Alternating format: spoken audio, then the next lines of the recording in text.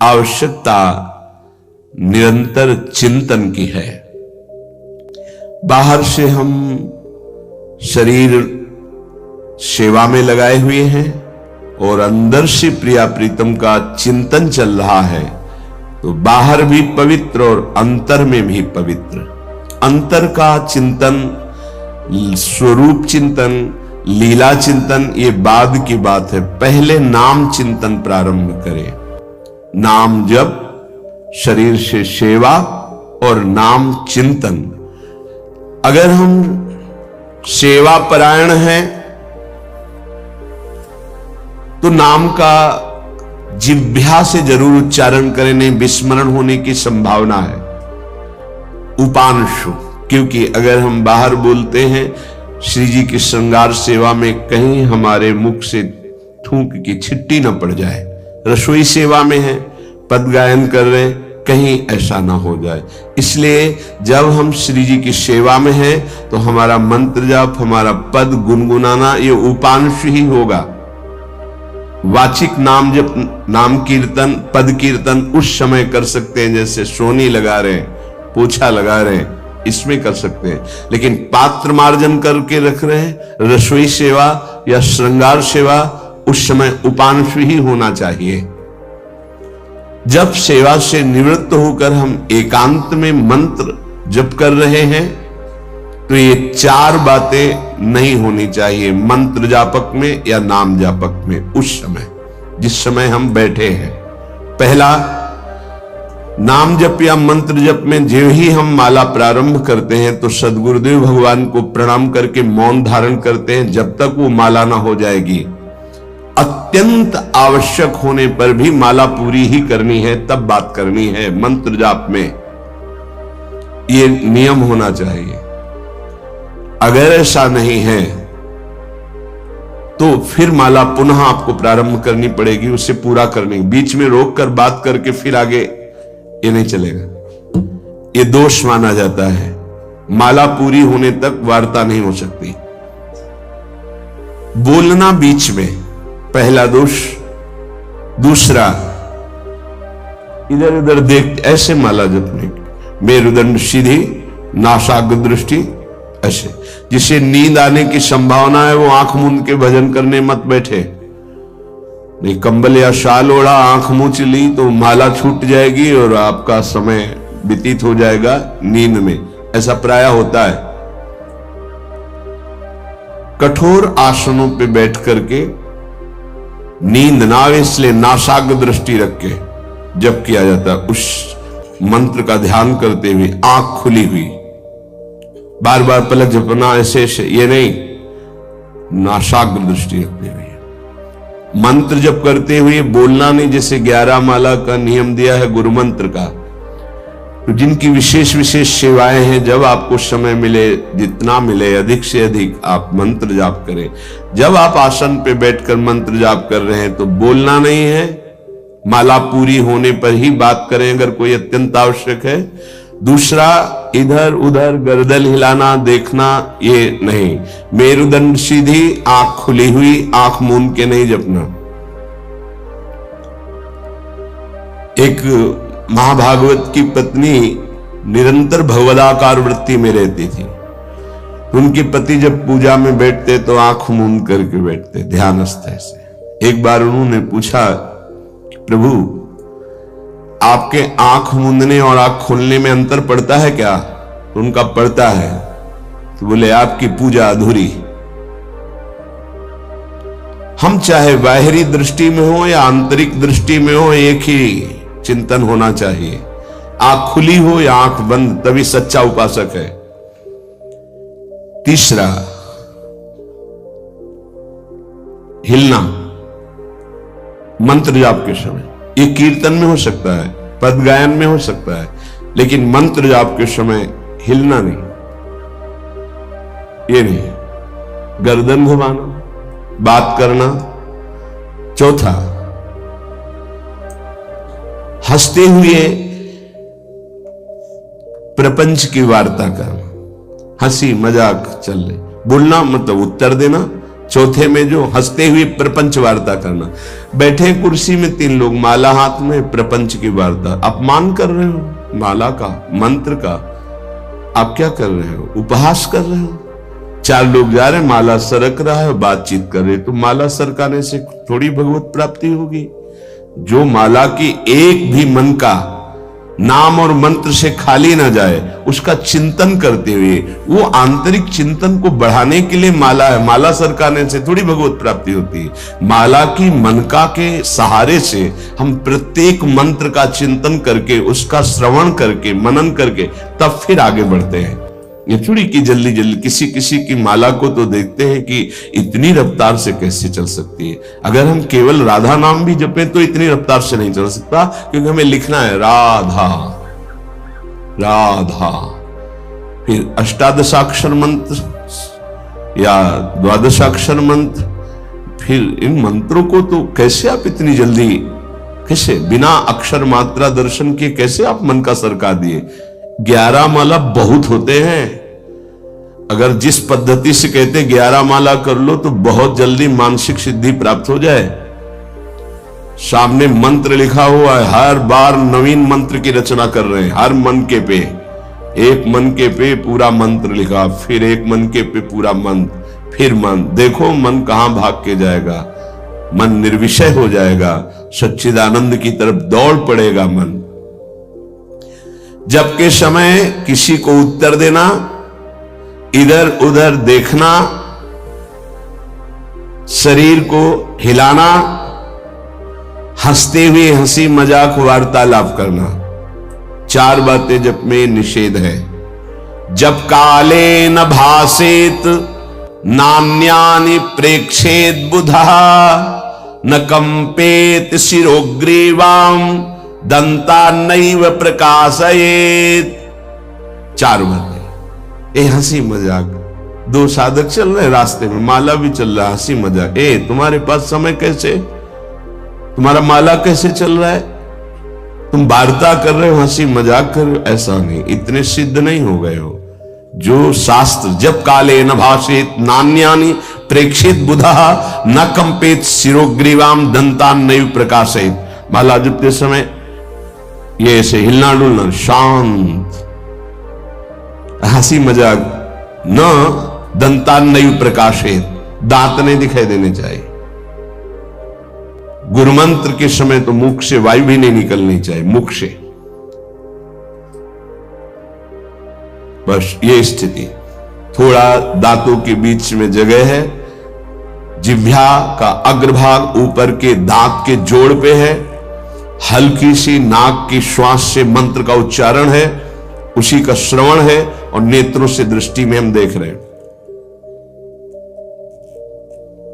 भगवदाकार मंत्राकार वृत्ति करनी है। प्रभु के मंगलमय नाम उच्चारण करने से करोड़ करोड़ जन्मों के पापों का नाश होता है, ऐसा शास्त्र और ब्रह्म ऋषियों ने निश्चय किया है।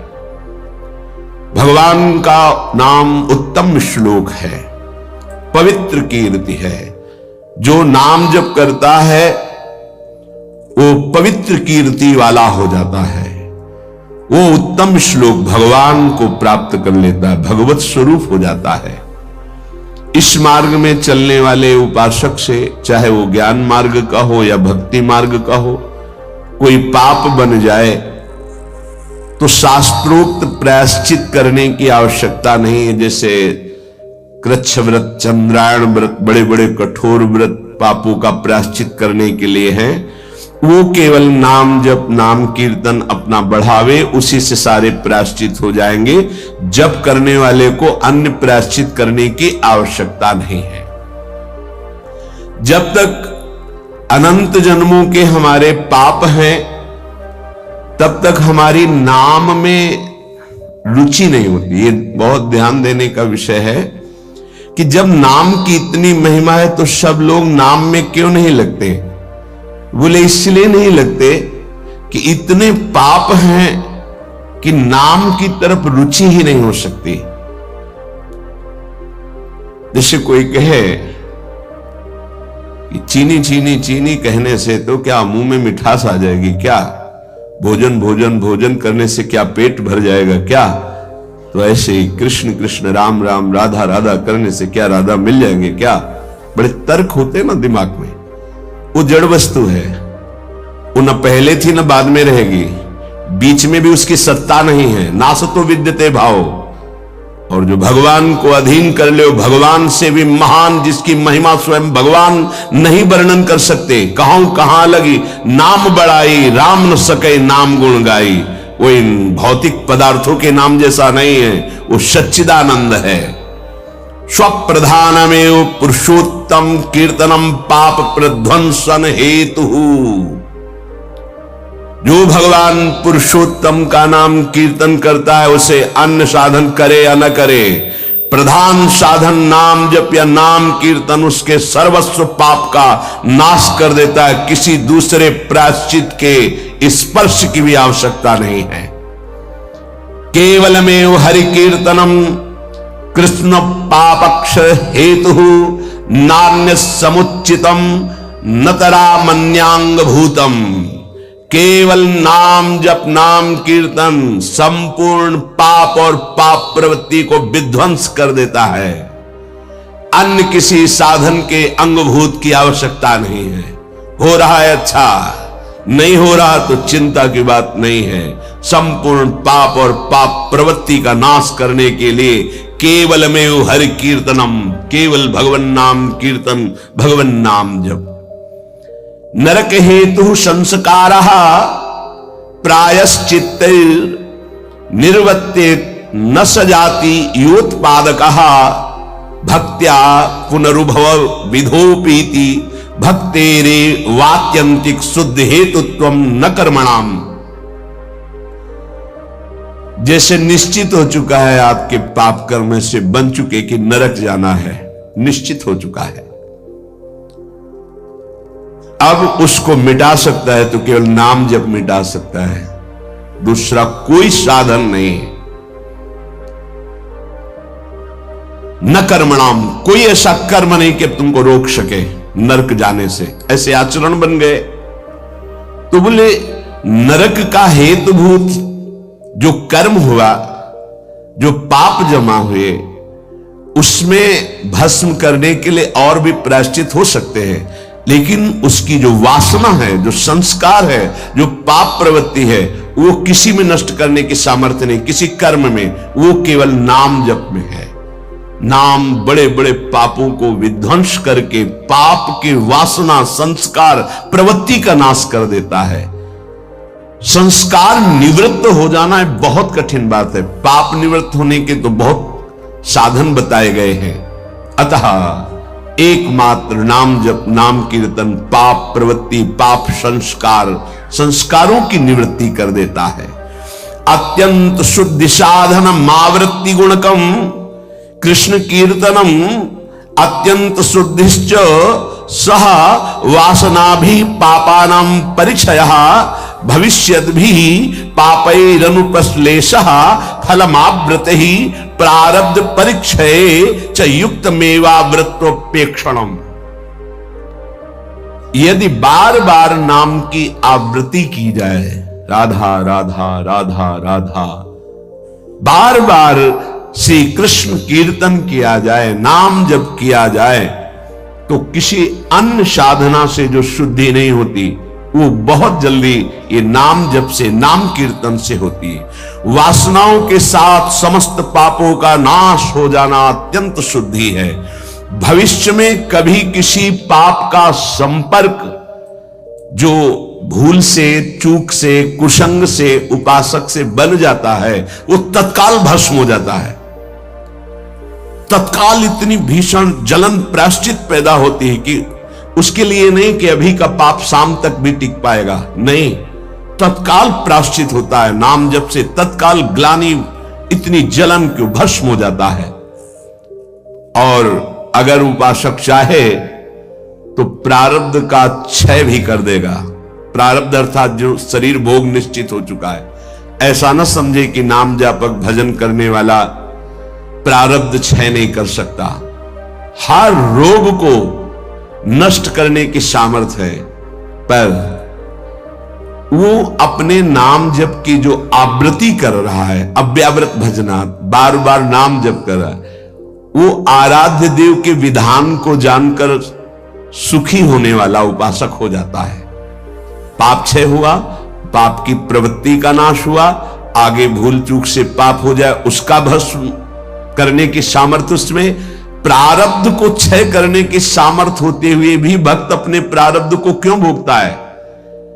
क्योंकि वो उस भजन से अपने आराध्य देव को प्रसन्न देख करके, मन जहां है सावई मना कृष्ण पदारविंदेव, अब उसे प्रारब्ध कोई दुखद नहीं लगता, अपने स्वामी का मंगल विधान लगता है, वो उसे सहज में भोग लेता है। यदि चाहे तो उसे तत्काल भस्म कर दे प्रारब्ध को। आगे इसका वर्णन करते हैं। अप्रारब्ध प्राचीन पापक्षय सकृत कीर्तनमेव साधनमिति निरपवादम अन्नवचनानि संत्य अनंतानि। प्रारब्ध से भिन्न पापों का क्षय समझना। अप्रारब्ध प्राचीन पापक्षय, बिना प्रयास के नाम जप से वो क्षय हो जाते हैं। प्रारब्ध के लिए संकल्प करना पड़ता है और भक्त संकल्प रहित होता है, इसलिए प्रारब्ध को भोगता है। जो प्राचीन पापाक्षय अप्रारब्ध, जो प्रारब्ध में नहीं है, पूर्व संचित जमा पाप कर्म है, वो सकृत कीर्तन में साधनमिति, एक ही साधन भगवन नाम कीर्तन, भगवन नाम जब वो स्वाभाविक नष्ट हो गया। निरपवादम, इसमें किसी का कोई तर्क नहीं है, पर प्रारब्ध को क्षय करने के लिए संकल्प करना होता है। ये मेरा रोग नष्ट हो जाए, ये कभी भक्त नहीं कर सकता। इसीलिए बड़े बड़े संतों को कष्ट में देखा गया शारीरिक। अप्रारब्ध स्वाभाविक क्षय हो जाएगा, पर प्रारब्ध के लिए संकल्प करना पड़ेगा। इसलिए भक्तजन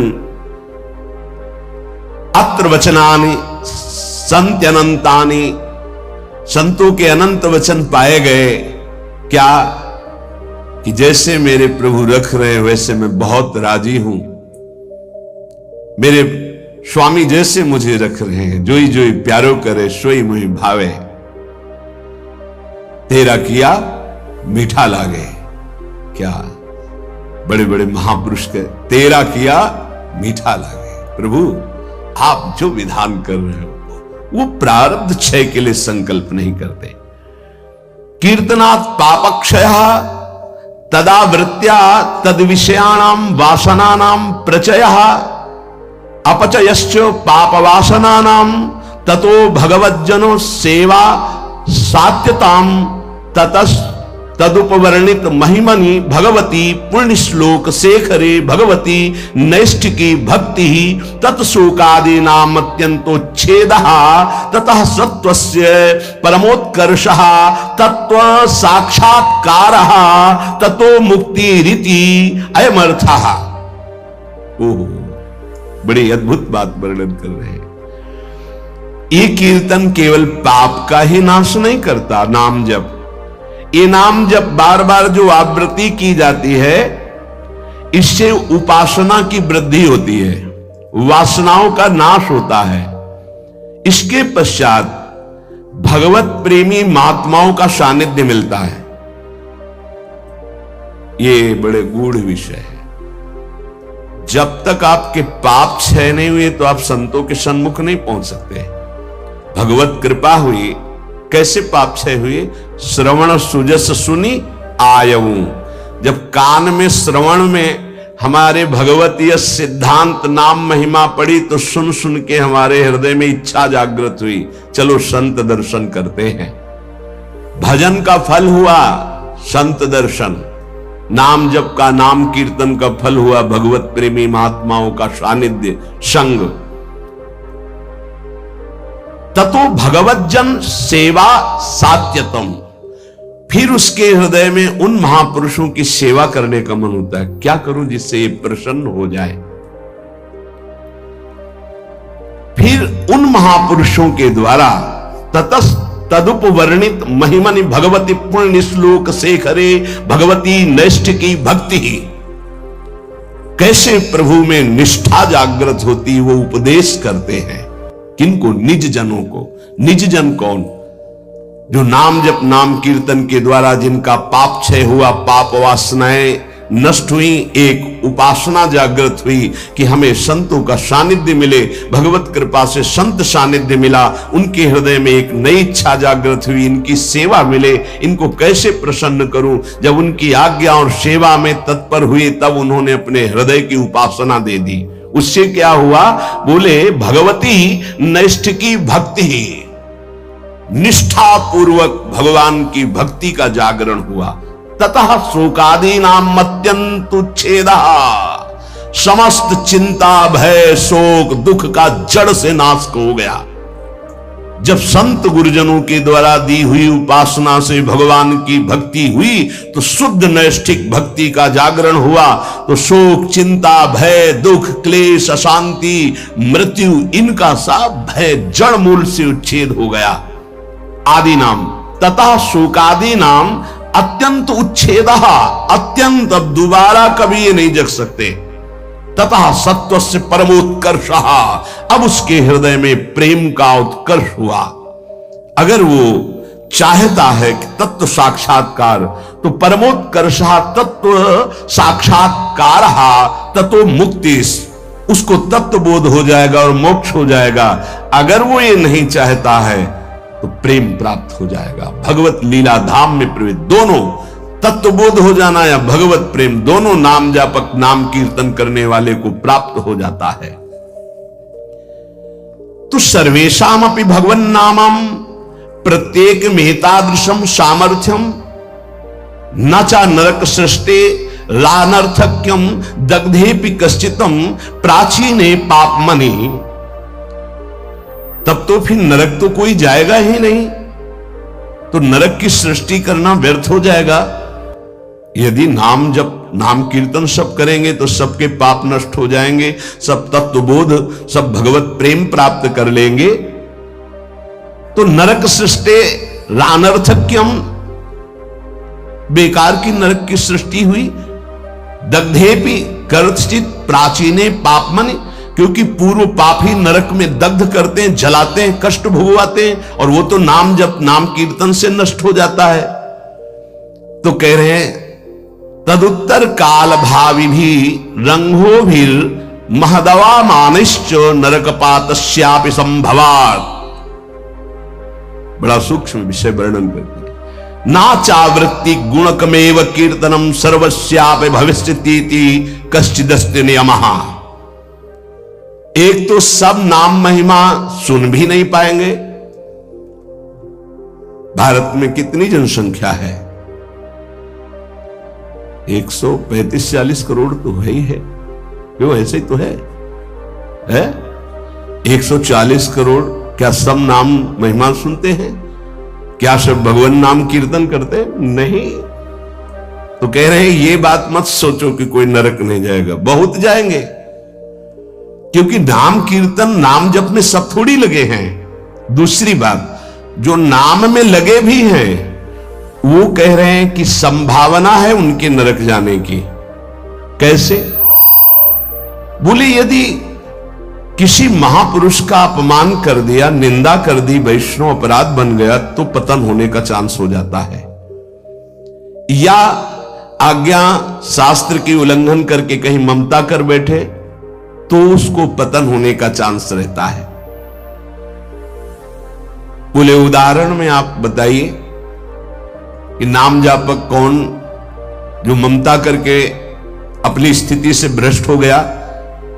बोले अतएव भरत देवस्वापि ऋषभ देवे नानुग्रहीतस्यापि प्रतिबद्धा परोक्षानुभवत् वादांतरायै रत्यंत सूक्ष्मन भगवद उपासना त्वाच तदुत्तर काल भाविना मृगाशक्ति रूपेण कर्मणा निकृष्ट देहारंभा मृगत्वपमपि। जहां निरंतर भजन के लिए राज्य और पत्नी और पुत्र आदि का त्याग किया भगवान ऋषभ देव जी के पुत्र भरत जी, वही मृग की ममता में आकर के मृगाशक्ति रूपेण कर्मणा निकृष्ट देहारंभा, निकृष्ट देह मृग की प्राप्त कर लिए। अगर ममता करेंगे चूक हो जाएगी, जन्म जन्मांतर के लिए कितना जाना पड़ेगा। उनकी सावधानी ये रही कि मृग शरीर में भजन किए तो अगले बोध संपन्न जड़ भरत जी के रूप में प्रकट हुए। अगर नाम जप कर रहे हो, भजन कर रहे हो और वैष्णव निंदा कर रहे हो, संत अपमान कर रहे हो, संत द्रोह कर रहे हो, तो आपको भ्रष्ट हो जाना पड़ेगा, अपनी स्थिति से गिर जाना पड़ेगा। जय विजय योश्च वैकुंठ वासिनोरपि ब्रह्मविदो मानादधा पतनम। ब्रह्मविद महापुरुष सनक सनंदन सनातन सनत कुमार का अपराध करने के कारण वैकुंठ में विराजमान जय विजय अधापतन को प्राप्त हो गए। ब्रह्मविदवमान जनितम ही दुरितम दुरत्ययम भगवद उपासनेनापि भगवद भक्तावमान जनितम च प्रपंचितम। कह रहे हैं कि जो ब्रह्म धाम में विराजमान वैकुंठ धाम में वो जब अपराध कर दिए भक्त का, सनक सनंदन सनातन सनत कुमार का, तो उनको 3 जन्म के लिए अधापतन हुआ और राक्षस भाव को प्राप्त हुए, दैत्य भाव को प्राप्त हुए। तो जो भगवद भाव मान जनितम च प्रपंचितम, जो प्रपंच दृष्टि रखकर नाम जप करते हैं, भगवत भक्तों का अपमान कर देते हैं, निंदा कर देते हैं, तो महात्माओं का अपमान करने से उनकी गति बिगड़ सकती है। इसमें 3 बात बताई। पहले तो सब नाम महिमा सुनते ही नहीं है, सबके कानों में ही नहीं पहुंचती। अगर किसी के कानों में पहुंचती है तो बड़ा भाग्यशाली ही उसे पकड़ पाता है, नहीं तो छोड़ देता है। तो ऐसे लोगों की गति दुर्गति ही होती है। दूसरे जो नाम पकड़ते हैं उनमें कोई भाग्यशाली होता है कि किसी की निंदा स्तुति ना करते हुए, नाम जप करते हुए आगे बढ़ जाए। नहीं तो जहां नाम जप हुआ अपने में गुणाभिमान आने लग की संभावना होती है, अगर साधु संग ना हुआ, वो दूसरे संतों की फिर अवहेलना, निंदा, अपमान। देखो भाई, एक ही प्रभु है, 10-20 प्रभु नहीं है। उनके नाम अनंत हैं, उनके रूप अनंत हैं, उनकी उपासना अनंत है, उपासना की पद्धतियां अनंत है, मान सकते हैं, लेकिन प्रभु एक है, इसमें कोई संशय नहीं। अब प्रायः एक धर्मावलंबी दूसरे धर्मावलंबी की निंदा करना ही अपने धर्म की महानता समझी जाती है। हमारी समझ में कम आता है। हम किसी की निंदा कर रहे हैं, किसी का अपमान कर रहे हैं, किसी की अवहेलना कर रहे हैं, तो हम अपने आराध्य देव की आज्ञा का उल्लंघन कर रहे हैं। एकादश स्कंद में परमार्थ का जब निरूपण वर्णन हुआ बीच में, तो उसमें था ना किसी की निंदा ना किसी की स्तुति। समझ में नहीं आता। हम समझते हैं हम अपने आचार्य की बहुत महिमा गा रहे हैं, अगर दूसरे आचार्य की निंदा कर रहे हैं, दूसरे इष्ट देव के नाम की निंदा करें तो हम अपने इष्ट देव को बहुत प्रसन्न कर लेंगे। नहीं भाई नहीं, अभी समझ में नहीं आई, अभी बुद्धि ठीक नहीं है। सर्वम खलमिदं ब्रह्म ने नानास्ति किंचन। श्री कृष्ण चंद्र कह रहे मत्ता परतरम नान्यत किंचित अस्ति धनंजय, मेरे सिवा कोई नहीं, फिर तुम उनके दास हो। तुमको नहीं दिखाई दे रहा तुम्हारा आराध्य देव स्वरूप में अवहेलना, उपहास, दूसरे धर्म की अवहेलना अर्थात अपने आराध्य देव की, दूसरे वैष्णव की, दूसरे संत की, दूसरे उपासक की निंदा अर्थात अपने आराध्य देव की। कह रहे हैं जय विजय योश्च वैकुंठ वासिनोरपि ब्रह्मविदव मानादधा पतनम। अधा पतनम, वैकुंठ से पतन होना असंभव, लेकिन इस असंभव पद से भी पतन हो गया महापुरुषों का अपमान करने से। और तो सब छोटी बात है। इसलिए ध्रुवदास जी ने भी सिद्धांत विचार लीला में वर्णन किया, भक्तन के अपराध सो डरपत रहो। या एक अपराध है जो बड़ी बड़ी पदवी से तुम्हें भ्रष्ट कर देगा, तुम्हारे सारे सुकृत नष्ट कर देगा। भक्तन निंदा अति बुरी भूल करे, जिनको के सुकृत बहुत जन्म के छिन में डारे खोए। अगर कहीं कोई दंभ पाखंड कर रहा है, वो खुद भोगेगा, वो खुद ठग रहा है अपने आप को, खुद जल रहा है, तुम नहीं देख पा रहे। तुम अपने आराध्य देव को देखो, तुम अपनी उपासना को परिपक्व करो, तुम अपनी वासना को नष्ट करो, अपने हृदय में दंभ पाखंड मत आने दो। ये साधना है।